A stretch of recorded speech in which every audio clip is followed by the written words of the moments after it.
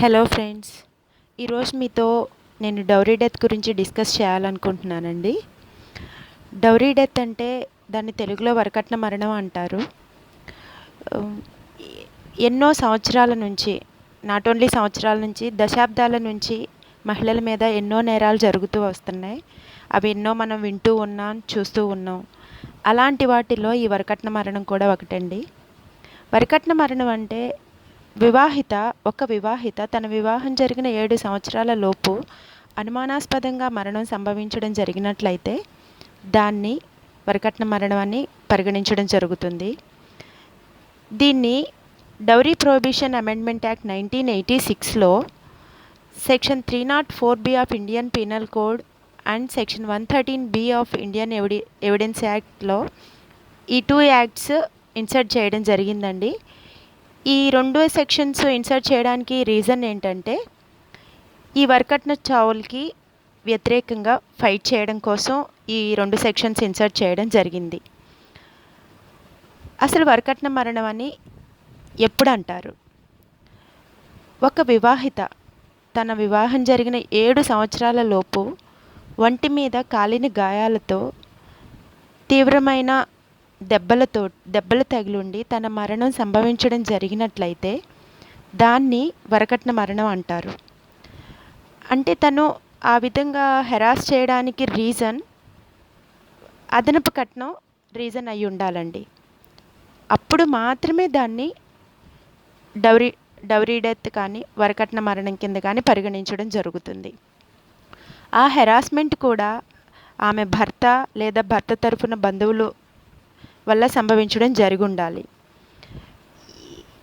ఎప్పుడు దీన్ని వరకట్న మరణం అంటారు, మనం ఎలా రికార్డ్ చేస్తాము అంటే ఆ వివాహిత తన మరణానికి ఒక నెలలోపు కానీ ఒక వారానికి ముందు కానీ ఆమె పుట్టింటి వారికి అంటే తన పేరెంట్స్కి కానీ తన బ్రదర్కి కానీ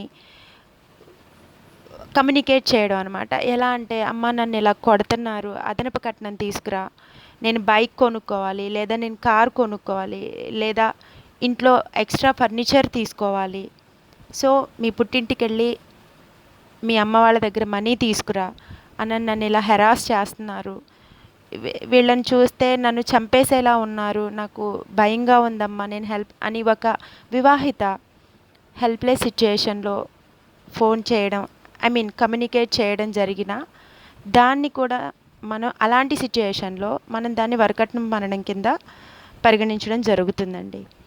అలాంటి క్రూయాలిటీ అన్నది అంటే ఫిజికల్గానే ఆమెని హింసించడం, దాన్ని మాత్రమే మనం డౌరీ డెత్ కింద పరిగణిస్తామా అంటే నాట్ ఓన్లీ ఫిజికల్ హెరాస్మెంట్ అండి, సైకలాజికల్గా కూడా ఆమెని హెరాస్ చేసిన అది కూడా డౌరీ డెత్ కింద పరిగణించడం జరుగుతుంది. దీంట్లో ప్రిజంప్షన్స్ ఏంటంటే section 113B Indian evidence act ఏం చెప్తుంది అంటే ఒక వివాహిత 7 సంవత్సరాల లోపు అనుమానాస్పదంగా మరణం సంభవించినట్లయితే అంటే అదనపు కట్నం కింద బై డిఫాల్ట్ ఆటోమేటిక్గా దాన్ని కోర్టు ఏమని ప్రెజ్యూమ్ చేస్తుందంటే వరకట్నపు చావు అననే ప్రెజ్యూమ్ చేస్తుంది అనమాట. అప్పుడు ఏమవుతుంది, ఎవరైతే సోకాల్డ్ అక్యూజ్డ్ ఉన్నాడో హస్బెండ్ కానీ హస్బెండ్ రిలేటివ్స్ కానీ బర్డెన్ ఆఫ్ ప్రూఫ్ అన్నది వాళ్ళ మీద ఉంటుందన్నమాట. అంటే కాదు తను వేరే విధంగా చనిపోయింది, వరకట్నం వేధింపులు ఏం లేవు అనని వాళ్ళు ప్రూవ్ చేసుకోవాల్సిన రెస్పాన్సిబిలిటీ వాళ్ళ మీద ఉంటుందన్నమాట. సో ఈ డౌరీ డెత్కి పనిష్మెంట్ ఏంటంటే imprisonment for not less than 7 years, అంటే 7 సంవత్సరాలకి తక్కువ కాకుండా జైలు శిక్ష ఉంటుంది. అది ఎంతవరకు ఉంటుందంటే జీవిత ఖైదు వరకు ఉంటుందండి, లైఫ్ ఇంప్రిజన్మెంట్ వరకు ఉండొచ్చు.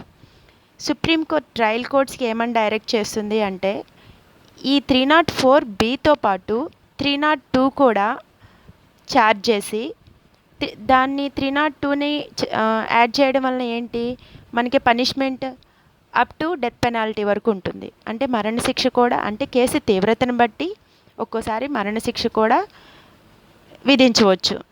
అది కోర్టు పరిధిలో ఉంటుందన్నమాట, కేసు తీవ్రతను బట్టి. సో ఫైనల్గా నేనేం కంక్లూడ్ చేయాలనుకుంటున్నానంటే ఈ వరకట్న మరణాలు అన్నది మనం పూర్తి స్థాయిలో మనం నిరోధించలేకపోవచ్చు, కానీ మనకున్న పరిధిలో మనకున్న ఎన్నో లాస్ ఉన్నాయి, ఎన్నో సెక్షన్స్ ఉన్నాయి. బట్ అవి స్ట్రిక్ట్గా ఇంప్లిమెంట్ చేసి అండ్ దానికి తోడు మన సొసైటీలో కూడా దీని గురించి అవేర్నెస్ రావాలండి. అప్పుడు మాత్రమే ఈ వరకట్న మరణాలు అన్నది కొంతలో కొంతైనా మనం నిరోధించగలం. సో నాకున్న నాలెడ్జ్లో మీతో షేర్ చేసుకున్నానండి. ఏమైనా మిస్టేక్స్ ఉంటే ప్లీజ్ కన్సిడర్ చేయండి. Thank you so much.